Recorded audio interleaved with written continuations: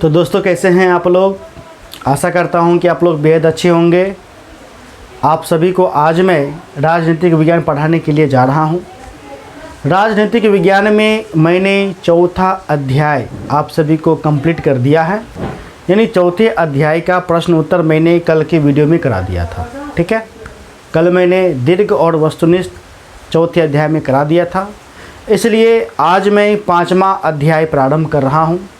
इस पाँचवें अध्याय का यह हमारा प्रथम वीडियो है, इसलिए आज सिर्फ समझाने का काम होगा। ठीक है, लेकिन मैं आप सभी को विस्तृत ना समझा करके एक संक्षिप्त में समझाऊंगा, क्योंकि कारण यह है कि समय कम है। लेकिन मैं जितना समझाऊंगा उन्हीं सब पॉइंट में से आपका हर एक प्रश्न आपको आसानी से बन जाएगा। ठीक है, तो इसके लिए आप यह टेंशन नहीं लीजिए कि सर संक्षिप्त में समझा रहे हैं। ठीक है, ऐसा टेंशन लेने की कोई ज़रूरत नहीं है। मैं आपको उतना समझा दूंगा जितना बिहार बोर्ड में अवश्य रूप से आपको आएगा। ठीक है, तो प्यारे बच्चों, जो आपका पाँचवा अध्याय है जिसका शीर्षक है, शीर्षक में आपको सर्वप्रथम बोर्ड पे लिख देता हूँ, कांग्रेस व्यवस्था को चुनौतियाँ तथा उसका पुनर्स्थापन। ठीक है, 5 का मतलब पाँचवा अध्याय राजनीतिक विज्ञान का। ठीक है, कौन सा विषय? राजनीतिक विज्ञान का। शीर्षक का नाम है कांग्रेस व्यवस्था को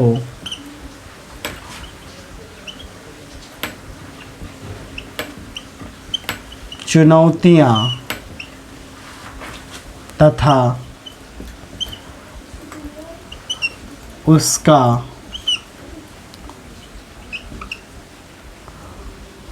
पुनर्स्थापन। ठीक है, कांग्रेस व्यवस्था को चुनौतियां तथा उसका पुनर्स्थापन। ठीक है, अब इस अध्याय में हमें क्या पढ़ना है? तो प्यारे बच्चों, आपका शीर्षक से ही स्पष्ट हो रहा है कि हम लोग जो भी पढ़ेंगे कांग्रेस के बारे में पढ़ेंगे। ठीक है, अब कांग्रेस का जो व्यवस्था रहा, उस व्यवस्था में क्या क्या चुनौती आया।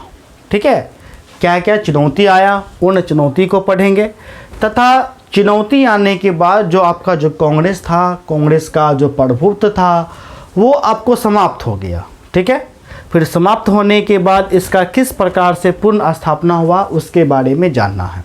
ठीक है, तो इसलिए हम सर्वप्रथम प्रारंभ करेंगे। जो आपका मेन पॉइंट है वह है जवाहर लाल नेहरू। हम किससे प्रारंभ करेंगे? तो हम प्रारंभ करेंगे जवाहरलाल नेहरू जी से। मैंने आप सभी को बताया था कि जब हमारा प्यारा देश भारत आज़ाद हुआ तो आज़ादी के बाद हमारे देश का प्रथम प्रधानमंत्री जवाहरलाल नेहरू जी बने। जवाहरलाल नेहरू जी प्रधानमंत्री के साथ साथ विदेश मंत्री भी थे। ठीक है, इनके नेतृत्व में हमारा जो देश है प्यारा देश भारत काफ़ी विकास भी किया था। लेकिन समय जो होता है वो समय चलता रहता है और अचानक से क्या हो जाता है, तो हमारे जवाहरलाल नेहरू जैसे चमत्कारी नेता का दिल के यानी हार्ट अटैक से, हम कह सकते हैं हार्ट अटैक से उनका मृत्यु हो जाता है।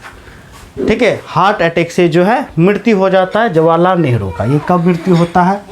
यह मृत्यु होता है 27 मई 1964 को। ठीक है, 27 मई 1964 को जवाहरलाल नेहरू जो हमारे देश के प्रधानमंत्री थे, उनका हार्ट अटैक से मृत्यु हो जाता है। अब मृत्यु होने के बाद यह सबसे बड़ी समस्या बन जाती है कि अब अगला देश का प्रधानमंत्री कौन बनेगा।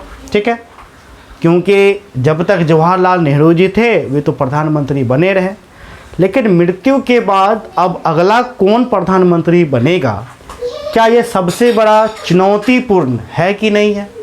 बिल्कुल है।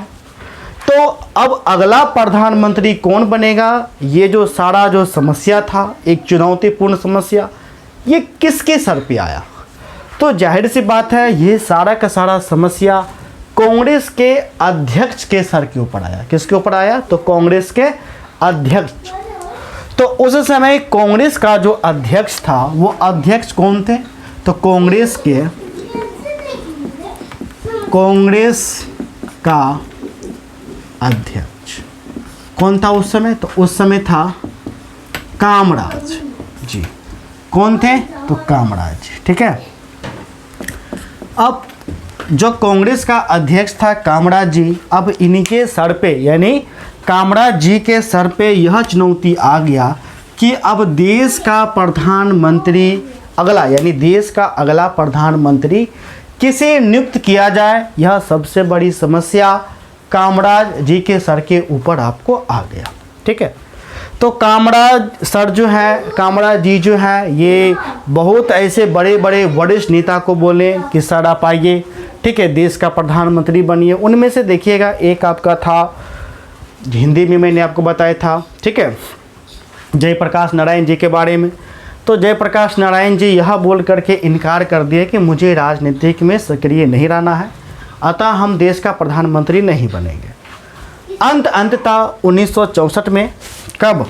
तो 1964 में जो अगला जो देश का प्रधानमंत्री बना, बड़े मशक्क़त के साथ, ठीक है, बड़े मशक्क़त के साथ जो अगला प्रधानमंत्री बना वह बना लाल बहादुर शास्त्री जी। ठीक है। कौन बने थे? तो लाल बहादुर शास्त्री जी ये देश का प्रधानमंत्री बने थे। प्रधानमंत्री कब बने थे? 1964 में ही आपको बन गए थे।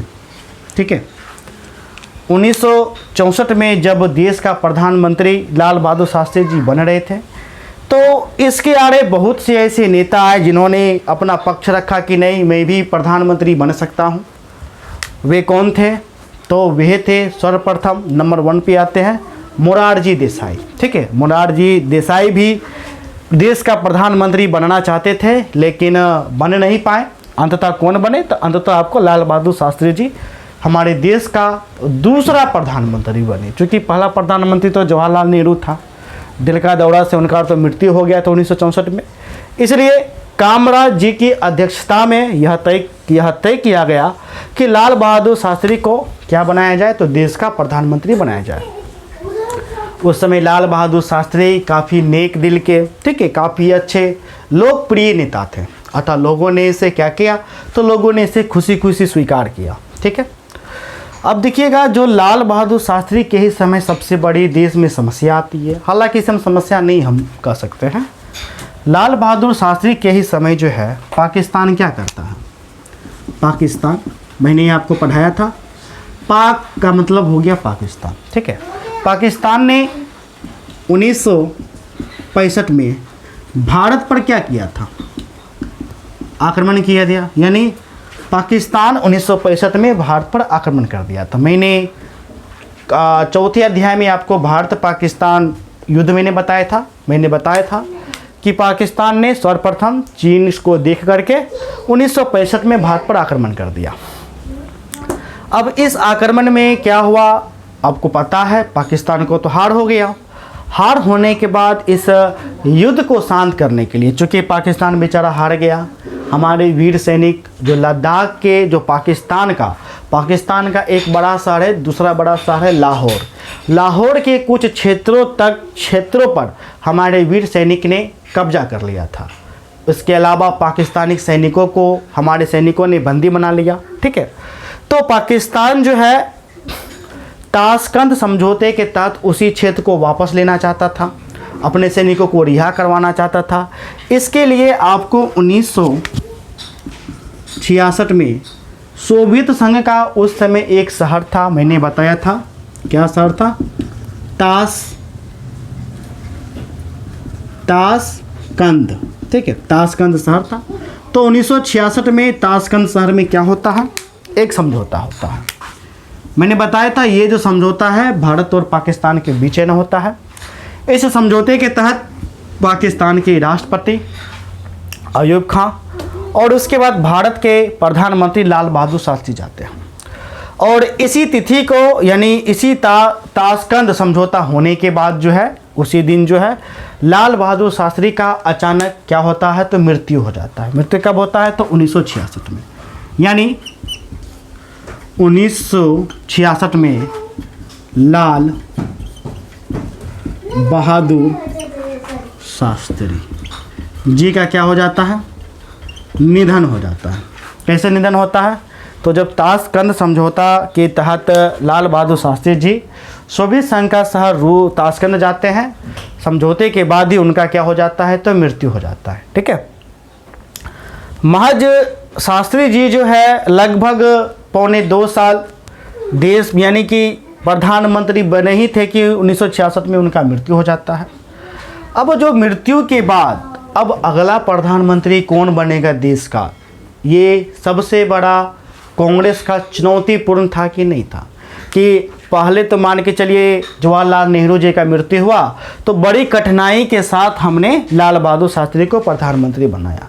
अब लाल बहादुर शास्त्री जी का भी जो निधन है वो 1966 में हो गया।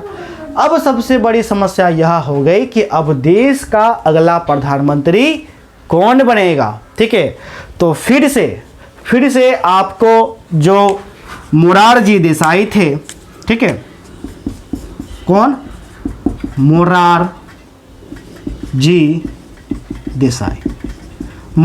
देसाई का कथन हुआ कि यह प्रधानमंत्री बनने योग्य है, ये प्रधानमंत्री बनना चाहते हैं।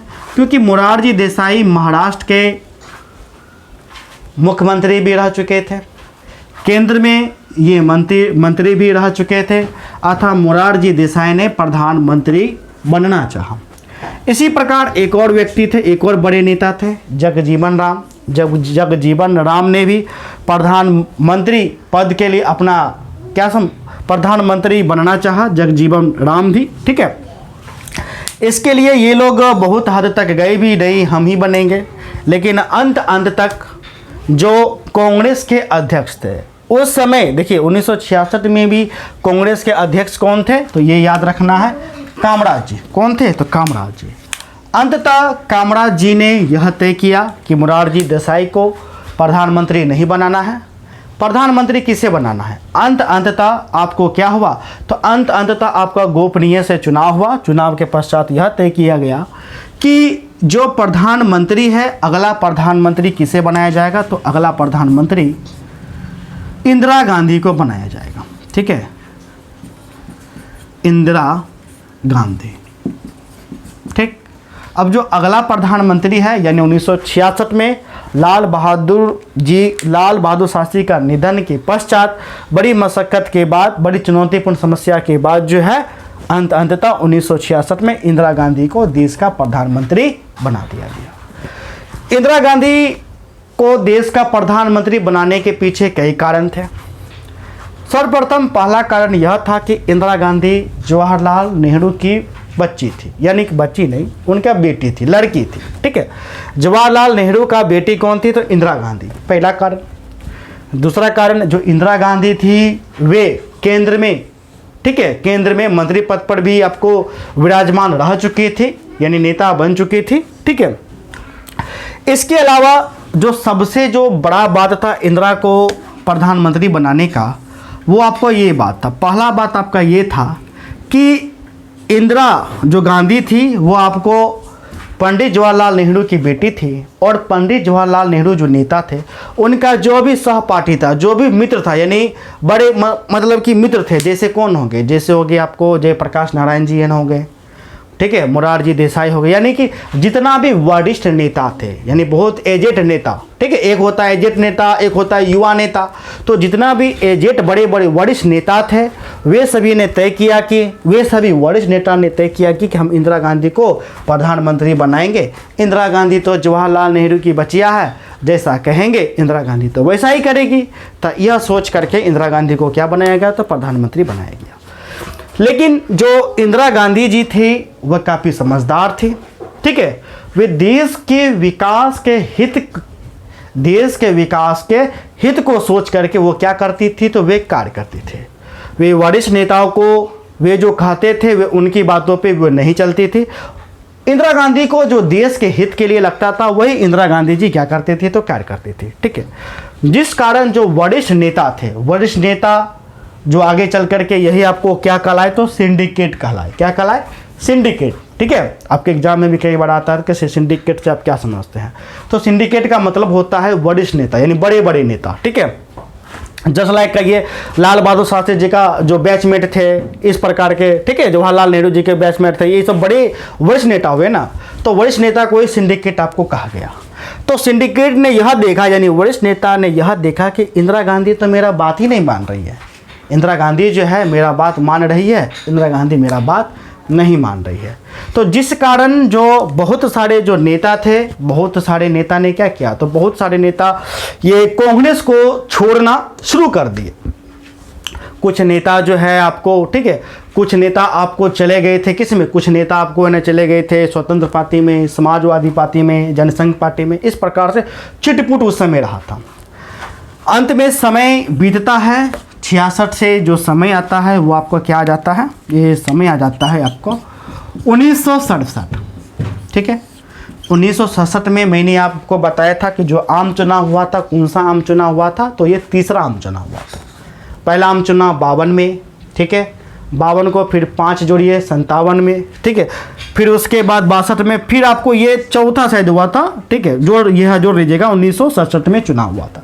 अब जैसे ही 1967 में चुनाव हुआ, जो, ठीक है, जो चुनाव हुआ इसमें कांग्रेस का क्या हो गया, तो कांग्रेस का हार हुआ। और हार होने की वजह से जो कांग्रेस जो अपना प्रभुत्व था वो प्रभुत्व खो दिया।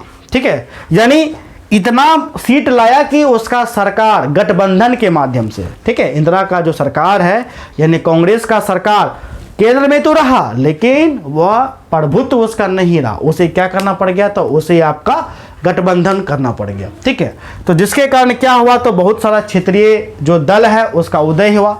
जैसे पंजाब में अकाली दल का उदय हुआ उसी समय। ठीक है, ये मद्रास में, मद्रास जो आज का तमिलनाडु है, वहाँ भी देखिएगा आपका क्षेत्रीय दल का उदय हुआ। तो जिस कारण जो है 1967 के आम चुनाव जो कांग्रेस था वो कांग्रेस हार गया। हारने का मतलब है कि जो अपना जो प्रभुत्व है वह प्रभुत्व खो दिया। ठीक है, अर्थात हम कह सकते हैं कि जो कांग्रेस ने अपना प्रभुत्व क्या किया, तो कांग्रेस ने अपना प्रभुत्व खो दिया। मैंने आपको द्वितीय चैप्टर में बताया था कांग्रेस का प्रभुत्व। ठीक है, तो अब यहाँ पर जो सबसे जो बड़ी पॉइंट आती है वो यह पॉइंट आती है कि आखिर कांग्रेस हारा कैसे। ठीक है, तो देखिए हारने का जो पहला वजह था, वो पहला वजह यह था कि कांग्रेस में अब पहले की तरह चमत्कारी नेता नहीं रह गए थे। जैसे कांग्रेस का जो चमत्कारी जो नेता था वो किसे माना जाता था, वो आपको पंडित जवाहरलाल नेहरू को माना जाता था। तो पहला पॉइंट में पंडित जवाहरलाल नेहरू चमत्कारी नेता नहीं थे, जिस कारण क्या हो गया, जिस कारण कांग्रेस हार गया।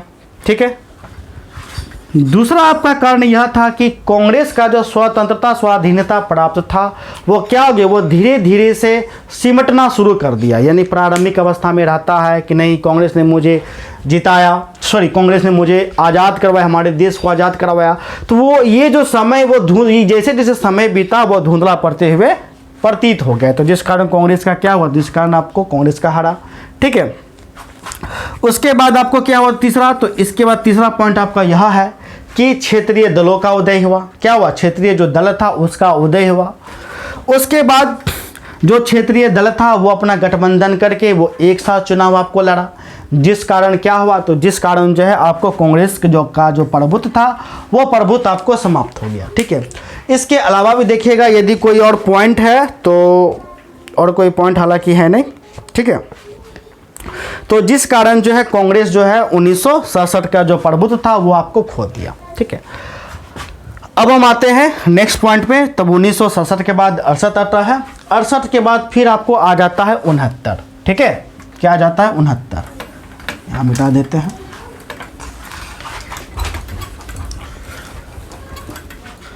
अब जो इंदिरा की जो सरकार होती है वो इंदिरा की सरकार सिंडिकेट का बात नहीं मानती है। इंदिरा की जो सरकार होती है वो सिंडिकेट का बात नहीं मानती, यानी जो वरिष्ठ जो नेता होता है वो उसका बात नहीं मानता है, जिस कारण जो कांग्रेस है वो कांग्रेस दो भागों में बंट जाता है। कितने भागों में, तो दो भागों में। जो भी वरिष्ठ नेता थे, जो सिंडिकेट थे, वो क्या करते हैं, वो स्वतंत्र पार्टी में सम्मिलित हो जाते हैं, समाज पार्टी में सम्मिलित हो जाते हैं, या छोटे छोटे क्षेत्रीय छोटे छोटे अपना एक दल बनाते हैं। ठीक है, या कोई नेता जनसंघ पार्टी में सम्मिलित हो गया। तो ऐसे ऐसे करके जो कांग्रेस है वो कांग्रेस का दो पक्ष हो जाता है, एक सिंडिकेट का पक्ष जो कांग्रेस के खिलाफ था, और जो कांग्रेस के खिलाफ जो था वो आपको आगे चल के कहलाया, वही कहलाया गैर कांग्रेसवाद। गैर